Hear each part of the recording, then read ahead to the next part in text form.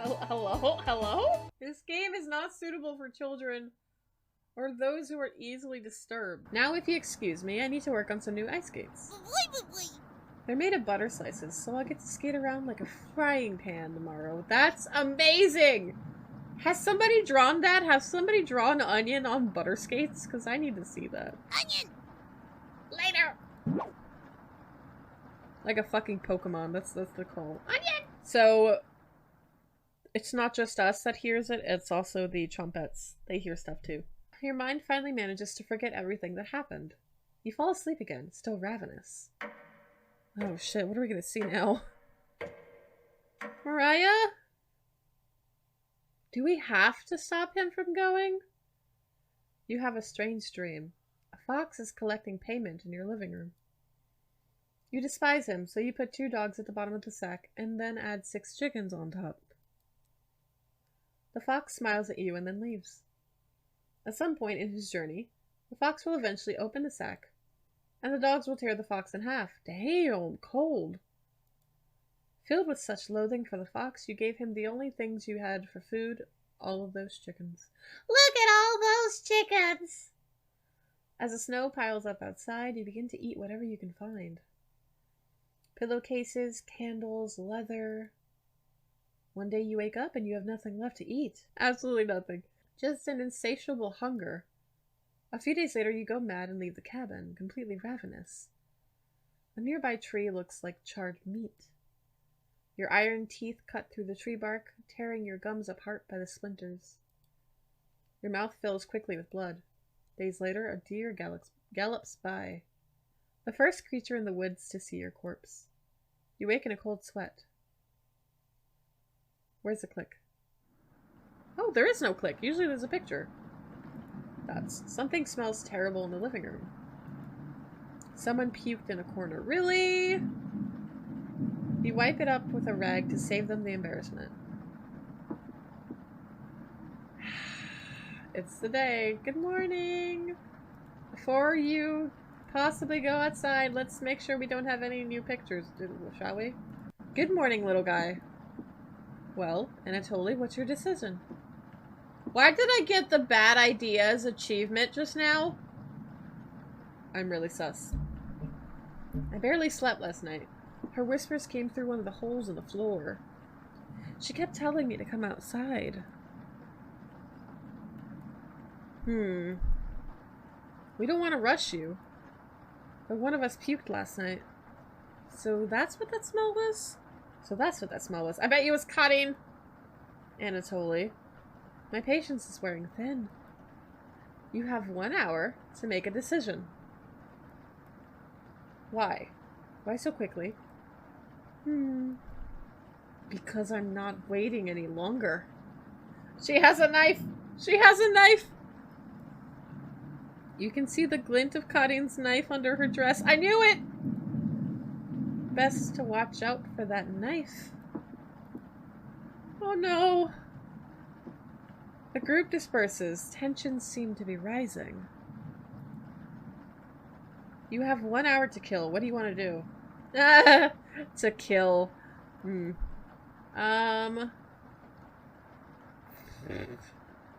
we want to talk with the Chompettes?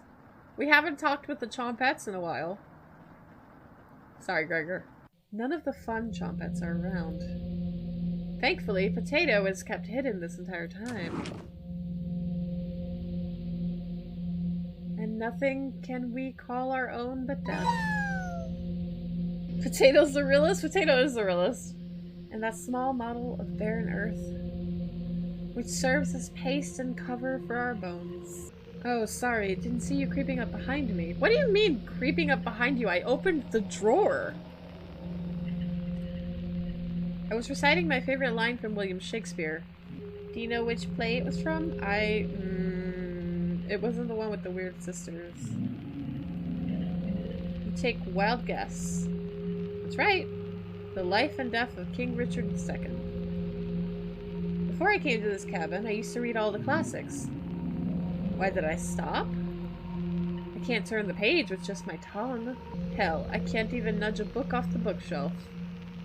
Pathetic, right? You nod. Yeah. I've been watching your progress so far. And I must say, very strange choices. How dare you? Even for someone like you. Wow! I wondered why you're so accommodating for these four. Pity I didn't receive the same treatment. Oh well.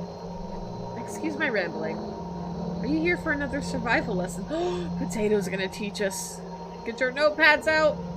You shrug. Excellent. No shame in preparing for the absolute worst. Actually, don't get your notepads out because, I'm just joking. Don't take this advice. Ahem. 36 hours have passed. You have no food. What happens? For starters, your brain stops craving glucose. But there's a good reason for that. Your guts have been shrinking. And your livers have transformed fatty acids into chemical compounds called ketone bodies. Have I lost you already? There's books on the bookshelf that can explain all of this. Oh! Karin's been reading the books on the bookshelf! Anyways. Ketone bodies mimic glucose for the brain and provide about 2/3 of the energy needed to function. Leia, like keto, yes. Sounds pretty neat, right?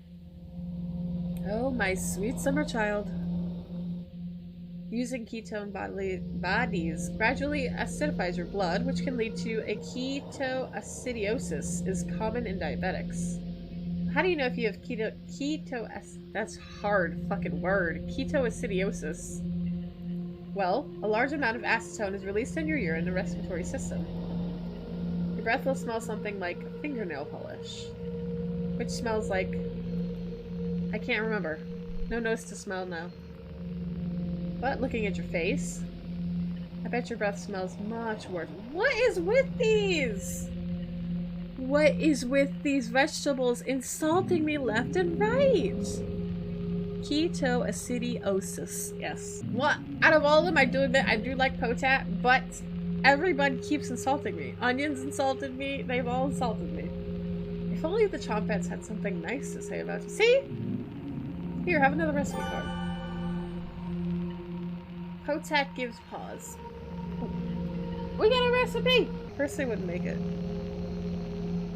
But you have a taste for things like this, don't you? You don't argue. Let's talk again, shall we? I won't be leaving here. Far too dangerous to go exploring right now. You shut the drawer and call everyone together for a meeting.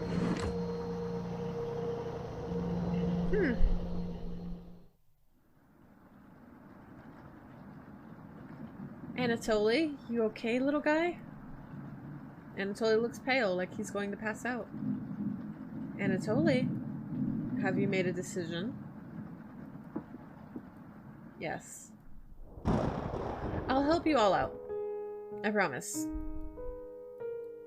Thank you, Anatoly. Oh no, Anatoly, no! Big tears roll down Gregor's cheeks. I'll miss you, big guy. I'll miss you too, little guy. Thank you, Anatoly. I know this wasn't easy, but it's for the best.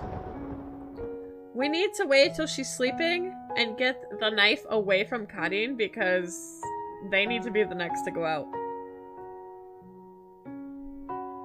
Karin. Yes. Gregor looks at you expectantly. Did you want to say anything to Anatoly? You say nothing. We were supposed to stop them! Oh no. Goodbye, Anatoly. Goodbye, everyone. Good luck, little guy. Anatoly's left the cabin. Oh, fuck.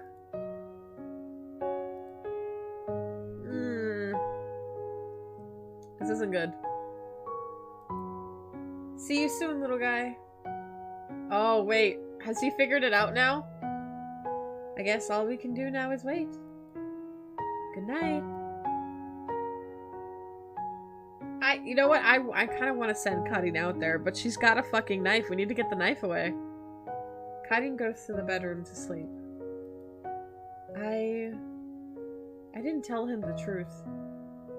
Gregor is getting choked up. I didn't tell him missing him already. I mean, I'm sure you'll see him soon. I'm gonna stop.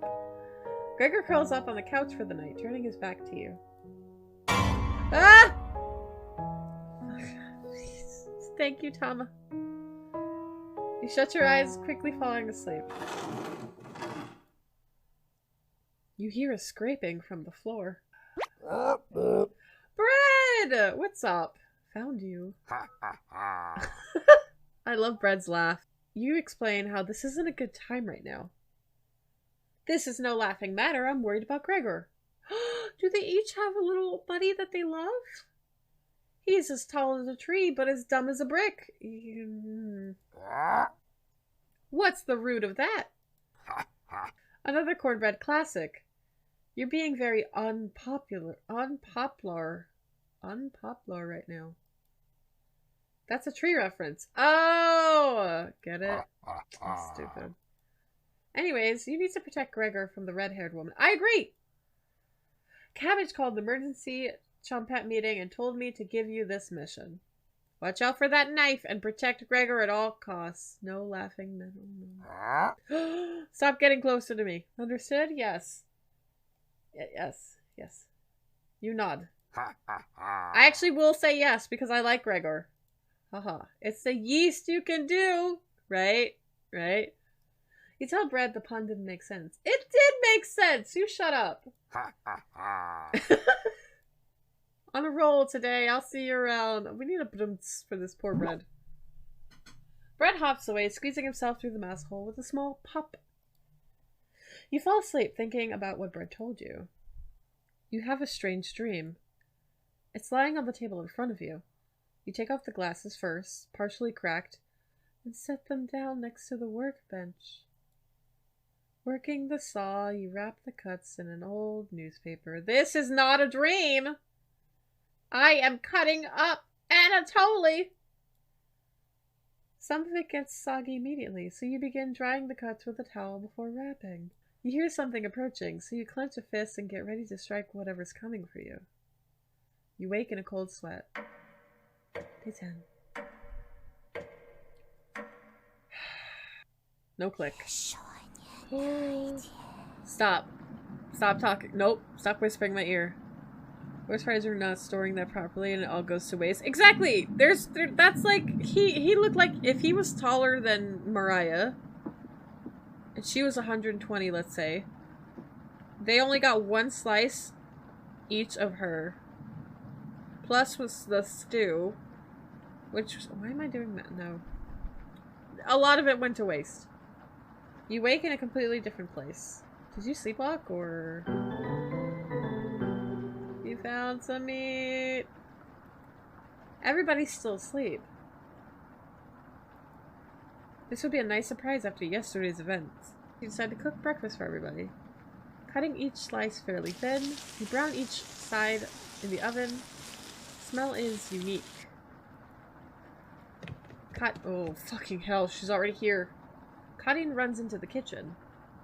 Holy fucking high! What is that smell? Give it to me. Now. You don't argue. Karin grabs a cutlet, burning her hands, before bringing it to her mouth. No, Karin, please. Not just Karin, no! Eck. She hungrily devours it, barely chewing. She grabs another cutlet off the plate and eats it. You thought she was concerned with rationing. Gregor wakes from the couch and heads into the kitchen. Oh god. Already? Yeah, already. Oh my god, Gregor looks conflicted. But he succumbs to the hunger. They always do. Gregor eats his food in a few bites, carefully grabbing a second cutlet. The best condition to dry or smoke anything with the weather. Yeah, because it's damp, probably. Oh my god. Yes, Alu, please. I appreciate you, but, you know, darling, you don't have to. Okay. Ah! The tears start streaming down his face, but it doesn't make a sound. You join them in a meal, quickly consuming the meat on the other table. On the table. I can think straight again. We'll be out of here in no time. No need to ration anything now. Karin is sounding more determined than before. I'm going to lie down on the couch. Try to keep this food down. Gregor calls onto the couch, turning his back to you. Oh, buddy! Karin leans in to whisper. I'm glad Mariah and Anatoly are gone. They were stopping us from bonding properly. How did you get so good at it? You tell Karin. After one bite, it just made me feel whole again. Even with the nightmares, it's worth it. Yeah, Karin, I want to die next. I don't want Gregor to die. I want Gregor to survive, but I don't think he will. It took a few nights, but I fought back. And now it's all I can think about. I've read the book on necropsy? The text is ancient, but the diagrams are beautifully drawn. Very descriptive. How many years did it take you to perfect the craft? You tell her. Yeah, right. I used to tell Mariah that you weren't funny, but that's not true. Sorry about that. I think you're buttering up to my ass right now, so I don't send you out next, is I think what's going on. You've grown on me. Karin pauses, deep in thought. You know Gregor can't swim, right? Don't you dare. Don't you fucking dare. He'd be the next to leave, but he doesn't stand a chance outside. They always seem to come back, right? In one way or another. Why wait for him to come back? Karin hands you a vial of liquid. I think you know what needs to be done. This is a strong anesthetic. Don't ask me how I found it. I want you to slip this into Gregor's mug tonight.